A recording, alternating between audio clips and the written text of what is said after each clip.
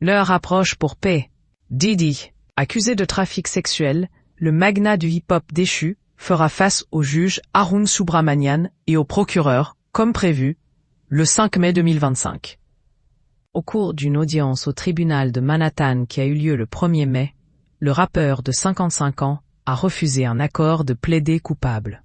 Autre révélation de l'audience de jeudi, Sean Diddy Combs compte abattre la carte de l'incapacité mentale. Les avocats du célèbre rappeur prévoient de faire témoigner un médecin et professeur de haut rang lors de son procès.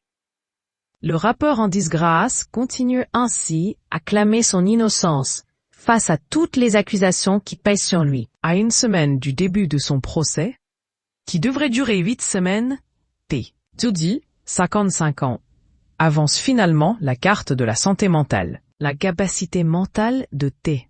Diddy à commettre les crimes sera au cœur de sa défense, selon les documents judiciaires obtenus par le Daily Mail. Les représentants de Sean Combs soutiennent que le rappeur américain n'avait pas l'esprit clair lors des crimes dont il est accusé. Pour le prouver, le rappeur compte sur le docteur Eli Aoun, médecin et professeur à Columbia. Ce dernier doit témoigner que le rappeur avait un état mental ayant une incidence sur la question de la culpabilité. Les procureurs fédéraux, rapporte le Daily Mail, ne croient pas en la pertinence de la défense de P. Diddy. Selon les procureurs fédéraux, la défense donne un avis approprié avant de présenter toute preuve des effets des drogues et de l'alcool sur la mémoire ou les fonctions cognitives d'un défendeur. Les procureurs ont avancé que l'avis d'un médecin sur la lucidité de Puff Daddy n'est pas valable.